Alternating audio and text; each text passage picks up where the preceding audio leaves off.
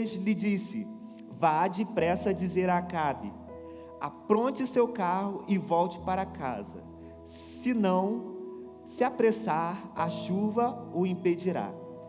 Em pouco tempo, o céu ficou escuro com nuvens. Um vento forte trouxe uma nuvem grande, uma grande tempestade, e Acabe partiu em sua carruagem a toda velocidade a Jezreel. Essa passagem ela fala de um momento em que a terra estava seca. Por 3 anos seguidos não chovia, nenhuma gota de água descia. A terra vazia, a terra seca, significa que não tem pastos para os animais, os animais morrem de fome, e os animais morrendo de fome não tem leite, não tem carne, não tem suprimento, porque grande parte da força industrial, se eu posso dizer assim, mas da força daquele povo eram os animais. A água quando acaba, a chuva quando para, isso compromete diretamente ou indiretamente a vida do ser humano. Mas ela não parou por uma simples seca, ela parou porque Deus decidiu que assim seria durante 3 anos. Ao fim desses 3 anos, Deus falou para Elias: ei Elias, vamos acabar com essa seca, vamos fazer chover nessa terra. E aí Elias chegou para o rei Acabe naquele momento e falou: olha, vai chover. O interessante é que dentro dessa passagem que eu li, existem partes que me chamam a atenção, existem partes que necessariamente falam muito ao meu coração. E a primeira coisa que me chama a atenção é quando Elias fala para o seu moço assim: ouço uma forte tempestade chegando. Isso deixa claro alguma coisa. Elias estava vivendo no sobrenatural. Elias escolheu viver uma vida em providência de Deus e não mais na previsão do homem. Por quê? A previsão do homem dizia que não tinha nenhuma nuvem no céu. Dizia que aquele dia não ia chover. Eu imagino que o dia que aconteceu isso era como os dias que nós temos vivido. Dias de céu claro, dias de sol a pino. E imagina você, uma pessoa virar para você num dia como esse que não tem nenhuma nuvem e fala assim: eu vou levar a sombrinha porque eu acho que vai chover. Você olha para aquela pessoa e fala assim: eu acho melhor você não levar a sombrinha não. Esses dias eu encontrei o Mateus aqui no sábado na arena com uma sombrinha debaixo do braço. Falei: Mateus, você acha que vai chover, Mateus? Aí ele falou: a chuva sempre me pega no meio do caminho, eu sempre carrego. Mas é parecido com isso, porque naquele momento Elias virou para o rei e falou assim: vai chover. Só que não havia possibilidade nenhuma daquilo acontecer. Ele disse: ouço uma forte tempestade chegando. Querido, eu não sei o que você tem vivido nesses dias. Eu não sei quais as áreas da tua vida que não tem chovido há muito tempo. Eu não sei se você tem vivido uma seca. Eu não sei se não chove na tua horta há muito tempo. Mas eu quero te dizer que você não pode viver uma vida baseado no que a previsão do homem diz. Você precisa dar um passo de fé e começar a viver aquilo que Deus está falando ao teu respeito. Mas para isso você precisa viver. Você precisa decidir a viver o sobrenatural de Deus. Porque se a gente for olhar para as nossas condições, se a gente for olhar para as nossas forças, nós não vamos a lugar nenhum, nós não conseguimos coisa nenhuma. Se a gente olhar para aquilo que tem no nosso bolso, naquilo que a conta bancária diz, os nossos sonhos não serão alcançados. E o convite de Deus para nós nessa noite é deixar de viver uma vida baseada no que os seus olhos físicos podem ver e começar a viver uma vida como Elias: ouço uma forte tempestade. Ouvir uma forte tempestade significa que ele resolveu não viver mais, sobreviver mais na previsão do homem. Ouvir uma forte chuva no momento em que está em seca, significa que ele não quer mais sobreviver, ele quer viver. A palavra de Deus diz que ele veio para que nós tenhamos vida e vida em abundância. E por que nós nos contentamos em sobreviver? Por que nós nos contentamos em levantar, acordar, trabalhar, pagar contas, comer, dormir? Levantar, trabalhar, pagar contas, comer e dormir. Eu quero dizer para você que Deus não te chamou somente para isso. Essas coisas virão, mas a vontade de Deus é fazer com que você prospere. A vontade de Deus é fazer com que você vá além. Em 2 Coríntios capítulo 4, versículo 18, diz assim: portanto, não olhamos para aquilo que agora podemos ver. Em vez disso, fixamos o olhar naquilo que não se pode ver, pois as coisas que agora vemos logo passarão, mas as que não podemos ver durarão para sempre. O que tem te abalado nesses dias? O que tem feito a tua fé esmorecer nesses dias? Talvez você olhe para a tua família e fala: olha, o meu casamento está destruído, Gustavo, não tem mais jeito, está um deserto. Talvez você olhe para a tua conta financeira e você fala: Gustavo, eu estou falido nesse momento. Talvez você olhe para a tua área emocional e fala: só falta eu abrir a cova, cair e morrer. Talvez você está olhando para o seu filho e fala assim: olha, eu não gostaria de falar isso, mas não tem jeito não, Gustavo. Eu quero dizer para você que há esperança para o ferido. Há esperança para a árvore que ainda esteja cortada. Ao cheiro das águas, a palavra de Deus que diz, ela brotará. Querido, eu não sei o quanto você acredita, mas eu acredito muito, que se você abrir o seu coração, abrir os seus olhos espirituais e começar a viver no sobrenatural de Deus, as portas de Deus vão se abrir na tua vida. Os céus, eles vão responder ao nível de intensidade que tem a tua busca, porque a palavra de Deus diz que você e eu acharemos Deus quando nós buscarmos Ele de todo o coração. Se você não encontrou Deus, é porque você não devolveu todo o teu coração para Ele ainda. Ele se deixa ser encontrado. E viver a providência de Deus é entender que eu não mais vou viver o que a minha conta bancária diz, o que a minha família diz, o que os meus amigos dizem. Não vou mais viver o que o país diz, o que o Covid diz. Eu não vou mais viver, porque o mundo pode estar em crise, mas o céu não está em crise. Deus está no controle da tua vida, Deus está no controle da minha vida, Deus está no controle das nossas vidas. Uma outra parte que eu entendo que fala ao nosso coração, fala ao meu coração, diz que o servo foi e olhou e não viu nada. Nessa questão, nessa alternativa entre a gente viver a providência de Deus ou sobreviver à previsão do homem, existem algumas coisas que nos puxam para viver a previsão do homem. Existem algumas coisas que nos atraem para viver a previsão do homem. É muito mais fácil porque nós somos treinados a vida toda a viver o que os seus olhos podem ver.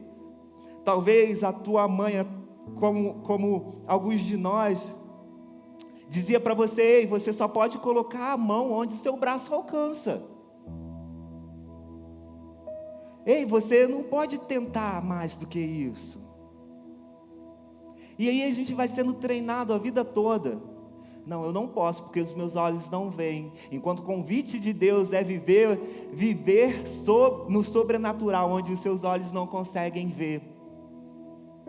E uma das coisas que nos atrai para esse lugar, uma das coisas que nos atrai para viver baseado na previsão do homem, é exatamente isso que o servo falou para Elias. Ele foi lá, olhou para o mar e falou assim: eu não vejo nada.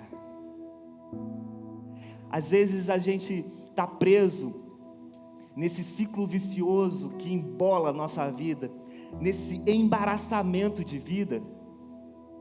simplesmente porque a gente não consegue ver. Aí eu falo ontem eu estava ainda conversando com uma pessoa, eu falei, eu gostaria tanto que você se visse do jeito que eu te vejo. Essa pessoa virou para mim e disse, eu não consigo ver. E isso não é um problema somente dela. Isso é um problema que nos cerca todos os dias. Porque eu não vejo, logo eu não avanço, logo eu permaneço no meu lugar.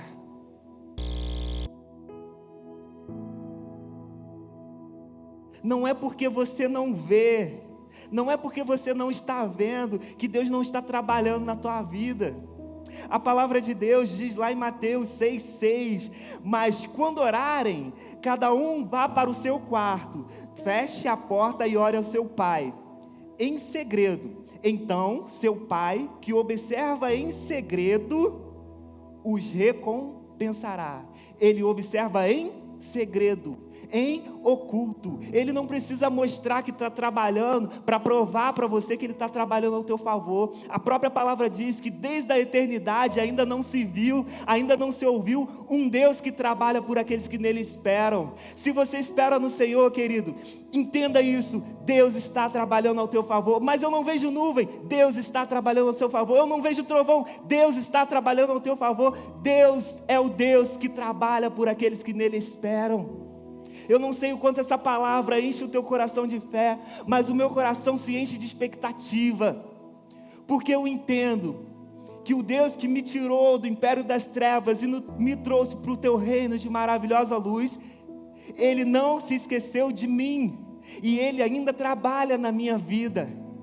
Deus está trabalhando. Você pode repetir isso? Deus está trabalhando na minha vida. Deus está trabalhando na tua vida. Eu lembro que a gente às vezes confunde, né? Às vezes a gente confunde o agir de Deus com o agir do homem. Porque o agir do homem, ele demanda suor, ele demanda movimento, ele demanda energia. Só que o agir de Deus não. Lá em Hebreus diz o seguinte, que tudo foi feito pelo invisível. Todas as coisas foram feitas pelo invisível. Deus apenas falou e as coisas aconteceram. Não, Ele não gastou energia, Ele não gastou força, Ele fez acontecer. E aí a gente confunde isso. Às vezes a gente acha, eu não estou vendo a porta se abrir de som, eu não estou vendo a porta de Deus abrindo na minha vida, eu não estou vendo a porta de emprego abrindo na minha vida, eu não estou vendo o meu marido convertendo, a minha esposa convertendo, eu não estou vendo os meus familiares sendo salvos, eu não estou vendo a cura chegando na minha vida. Só que entenda isso, a Bíblia diz que o que contamina o homem é o quê? É o que entra ou o que sai? É o que sai, porque quando você acredita naquilo, você começa a proferir palavras. Você já viu, a pessoa, ela está num momento de dificuldade, num deserto da vida dela, e quando ela está no deserto, assim como o pessoal de lá de Israel, eles ficaram felizes no deserto, eles se alegraram, felicidade, vamos lá, deserto é maravilhoso, Deus está aqui conosco. Ele viu isso? Não. No deserto é um lugar que possivelmente você vai começar a soltar suas farpas. É por isso que a gente passa no deserto. Porque para chegar em Jericó, para chegar na terra prometida, você tem que chegar sem farpas. Tem que chegar sem espinhos do Egito. E aí, quando a gente profere uma palavra, essa palavra ela vai para o mundo espiritual e volta para a gente. E contamina o nosso coração. É um ciclo vicioso. Quanto mais você reclama, mais você ouve aquilo, mais o seu coração é encharcado de reclamação. Aí o coração encharcado de coração, coração encharcado de reclamação, mais você fala, reclama, faz, acontece, você ouve aquilo gera e o potencial de reclamação vai aumentando na tua vida. Tem gente que você chega perto dela e ela já começa a reclamar. Eu conheço uma pessoa que eu pergunto por perguntar, né? E aí, você está bem? Ela fala, mais ou menos, não estou muito bem não. Aí começa, falar. Porque ela chegou num estado em que a reclamação tomou conta da vida dela. Porque esse estado, a gente para de reconhecer as coisas boas da nossa vida. Lembra do mesmo Israel que eu estava falando? O mesmo Israel, à noite, existia uma coluna de fogo, esquentava eles, direcionava eles. De dia, existia uma nuvem que tapava as cabeças deles, o sol não consumia. Eles olhavam para isso? Não. Para que eles se atentavam? Era melhor morrer lá no Egito, porque no Egito tinha carne. Aí Deus quer carne, toma um churrasco de carne. Tá carne pra caramba. Aí eles reclamavam de outras coisas. Porque o estado mental deles já era um estado mental contaminado.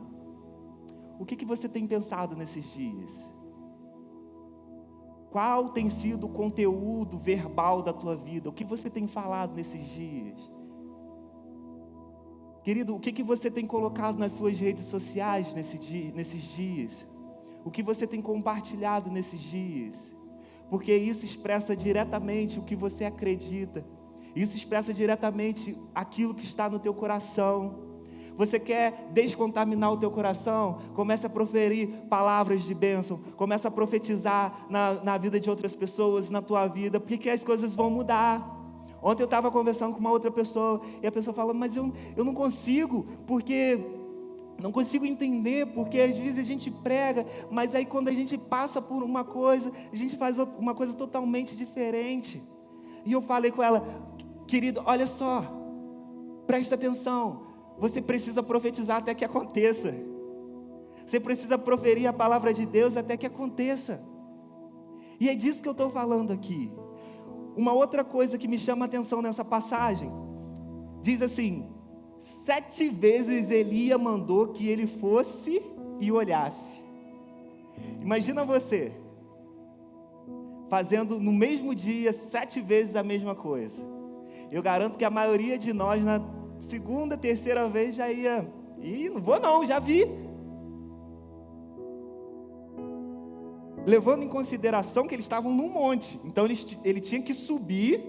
Imagina, você subiu o morro, sobe o morro, olha lá, observa. Primeira vez, nada aconteceu. Segunda vez, nada aconteceu. Terceira vez, nada aconteceu. E assim foi até a 7ª. Uma coisa que faz com que a gente viva a previsão do homem e abra mão da providência de Deus é porque nós estamos cansados de tentar. Possivelmente, você na tua vida, em alguma área, você já se pegou falando, eu estou cansado dessa história. Não, eu estou abrindo mão nesses dias, porque estou cansado dessa história. Estou cansado de tentar. A gente faz, a gente ora, a gente vai, a gente faz, acontece, tenta ajudar aquela pessoa, mas o que acontece? Nada acontece. Ajuda a primeira, ajuda a segunda, nada acontece. Ora, jejua, nada acontece. Eu quero te convidar a não viver aquilo que talvez o ajudante aqui, o servo de Elias estava vivendo. Eu quero te convidar a viver com os olhos como Elias estava vendo. Porque a primeira vez ele subiu, não viu nada, ele continuou orando. Segunda, ele continuou orando. Terceira, ele continuou orando. Querido, o convite de Deus para a tua vida hoje é você crer até as coisas acontecerem. Você crer até as coisas acontecerem. Você crer até as portas se abrirem. Você crer até a cura chegar. Você crer até Deus tocar no coração das pessoas. Você crê. O que Deus tem pedido para mim e para você é creia somente. Creia somente. Crer contra a esperança significa exatamente isso. Olhar com os olhos da fé não é desprezar as circunstâncias, e sim olhar as circunstâncias com uma perspectiva totalmente diferente. Se você olhar esse copo de perto aqui, você vai falar que ele é grande. Mas se o Betão lá na portaria, eu perguntar o tamanho desse copo, ele é pequeno. Quem está certo? Os dois. Só que é uma questão de perspectiva, é uma questão de posição. Você lembra de Davi e Golias? Todo Israel olhava Golias com os olhos da previsão do homem. Elias é grande demais. Davi olhou Golias com os olhos de Deus. Golias é pequeno demais. Qual é o gigante que você está olhando na sua vida hoje que é grande demais para você? Eu convido você a olhar não mais com seus olhos físicos, mas com seus olhos de fé. Ele é pequeno demais, ele pode ser grande para você, mas ele é pequeno para o seu Senhor. Se o Senhor for na frente da sua batalha, a vitória está garantida. A palavra de Deus diz que Ele é um Deus de guerra, que quebra o laço, corta a lança, e nada e nem ninguém pode vencer Ele. Querido, olha para você, olha para você, presta atenção, na tua frente vai um Deus que vence todas as batalhas, um Senhor que nunca perdeu. Com qual perspectiva você tem olhado? Com qual perspectiva você tem olhado as circunstâncias que estão à tua frente? A palavra de Deus diz que lá em 2 Coríntios, que as nossas armas, elas são poderosas em Deus para destruir as fortalezas. Nós não nos garantimos pela força do nosso braço, pelo conteúdo da nossa...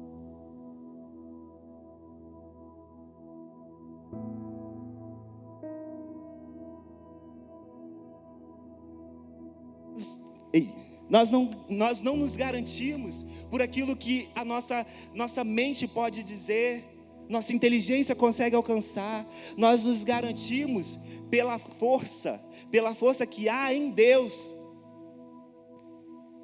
Quais são as armas que você tem utilizado? Viver uma vida de providência de Deus significa que eu me garanto nele.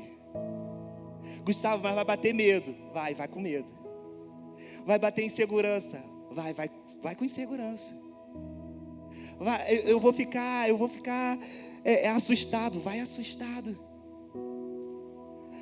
Mas eu quero falar para você, não deixe de ir. Não deixe de ir, não deixe de ousar, não deixe de tentar, não deixe de orar, não deixe de dar um passo. Os planos de Deus na nossa vida nada mais é do que um processo. Até agora mesmo o pastor estava dizendo sobre o processo, e aí eu falei, vai falar o que eu tenho que falar. Vai pregar o que eu tenho que pregar, nem vou subir. O milagre de Deus na nossa vida, que Ele é um processo.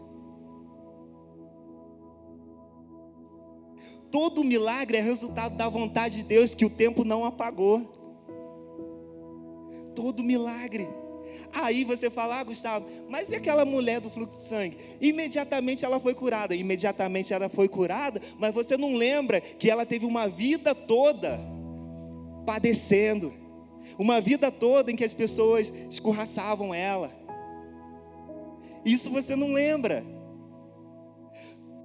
Toda promessa, todo milagre, tudo que Deus tem para fazer na minha e na tua vida, é resultado da vontade que o tempo não apagou. Israel, eu gosto muito da história de Israel. Israel fala que quando chega diante de Jericó, eles chegam e as muralhas caem, amém? Não é amém não. Amém não.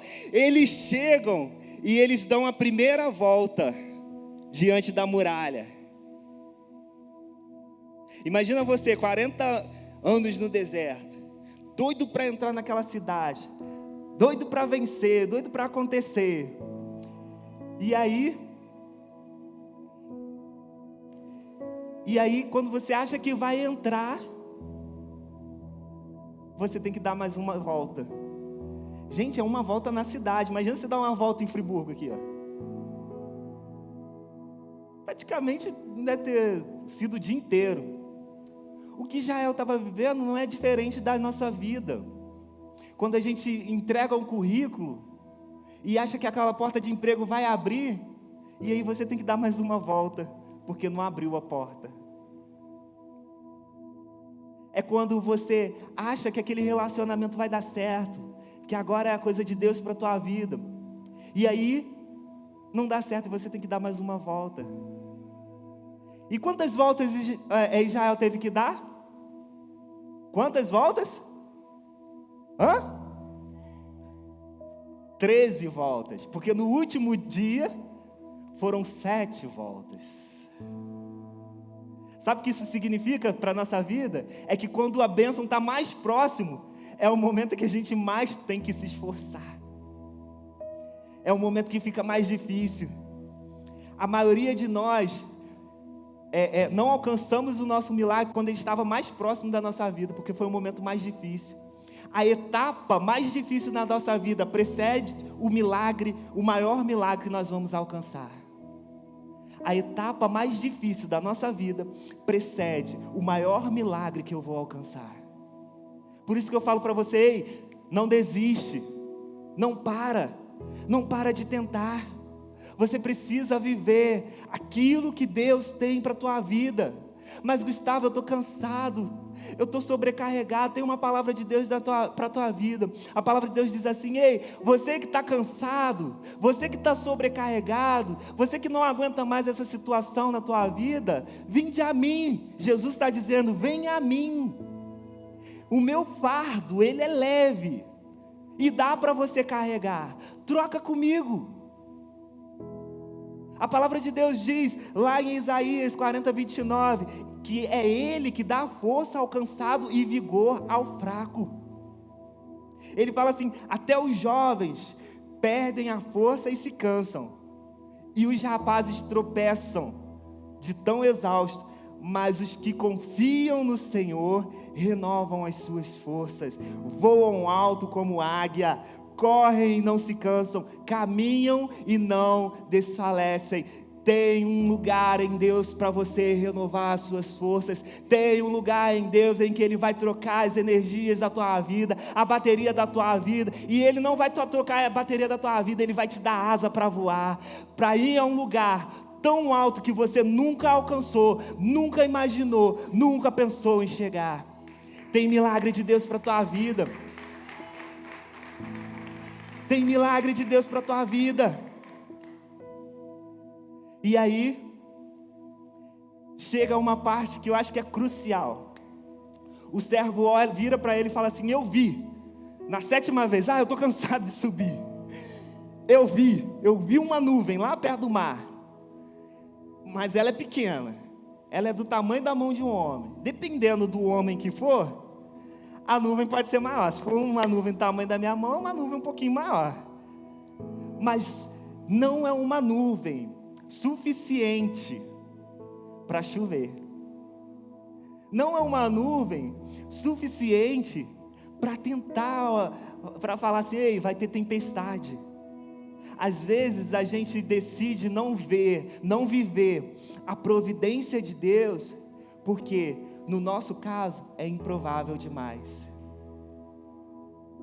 É semelhante àquele cara que vai fazer uma venda e vê uma pessoa vem interessada e ele olha assim e fala: eu acho que ela não vai ficar.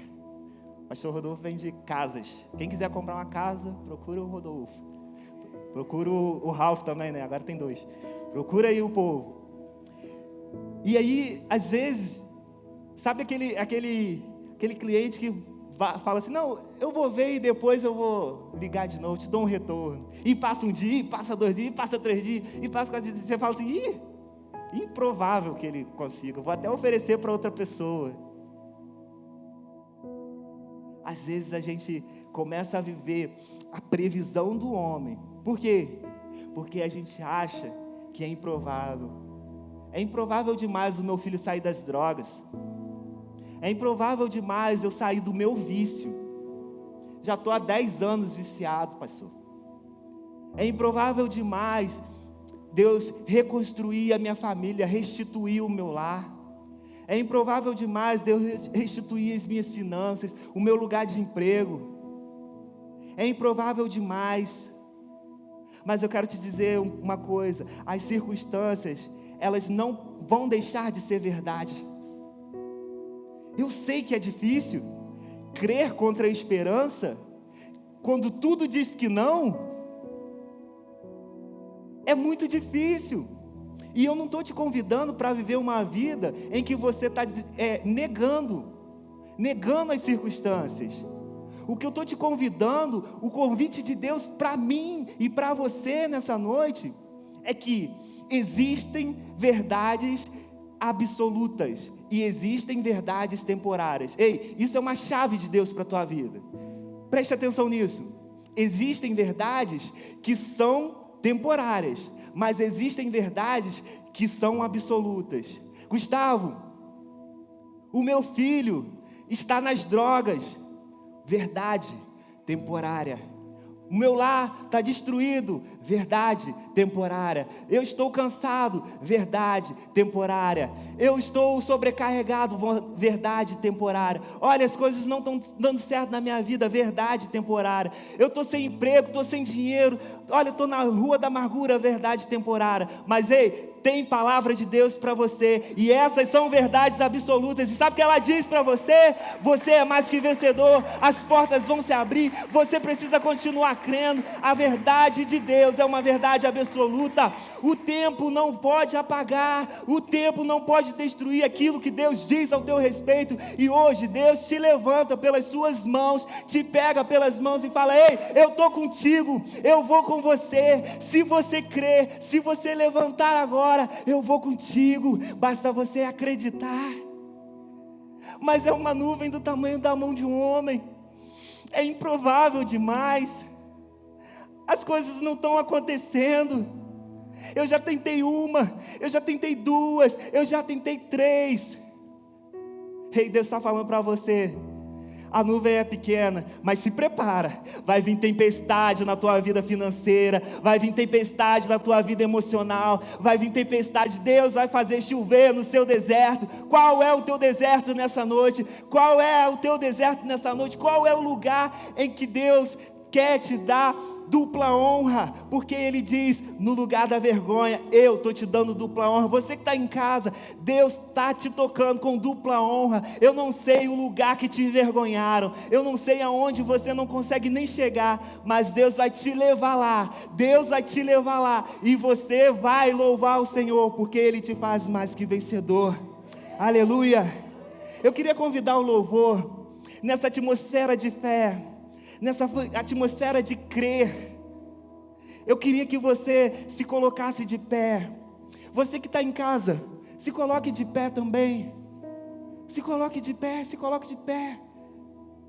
Ei, a tua posição fala muito na decisão que o teu coração toma. A tua posição expressa diretamente a decisão que o teu coração toma. Se posicione nessa noite. E eu queria que você começasse a olhar agora. Qual é o teu deserto? Ei, qual é o lugar em que você não vê chover há muito tempo? Como diz o outro: ei, Gustavo, não chove na minha horta, ó, há muito tempo. Tem provisão de Deus. Tem provisão de Deus. Tem provisão de Deus na tua casa. Feche seus olhos, feche seus olhos. Começa a imaginar agora. Começa a imaginar a porta de emprego se abrindo agora na tua vida. Começa a imaginar agora, em nome de Jesus, aquele concurso saindo, seu nome lá, ó, nos 10 primeiros. Começa a imaginar agora, começa a pensar agora, o teu comércio abrindo as portas. Começa a imaginar agora a tua empresa sendo abençoada. Começa a imaginar agora clientes chegando, te ligando: ei, ó, eu preciso da tua ajuda, eu preciso do teu trabalho. Começa a ver agora a promoção de Deus na tua vida. Gustavo, mas nós estamos em crise, as coisas não estão acontecendo. O mundo está em crise, mas o céu não está em crise não. Nós somos do céu, nós somos cidadãos do céu. Isso, começa a imaginar agora. Começa a dizer agora: Senhor, eu creio pelos olhos da fé.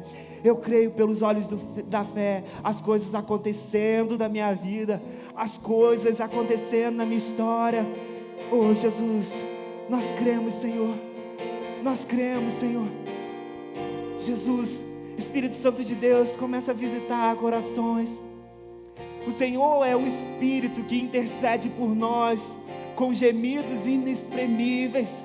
Só o Senhor sabe daquilo que nós precisamos, Senhor. Só o Senhor sabe daquilo que nós precisamos. Por isso, Senhor, visita agora, Senhor. Visita agora, Senhor. Em nome de Jesus.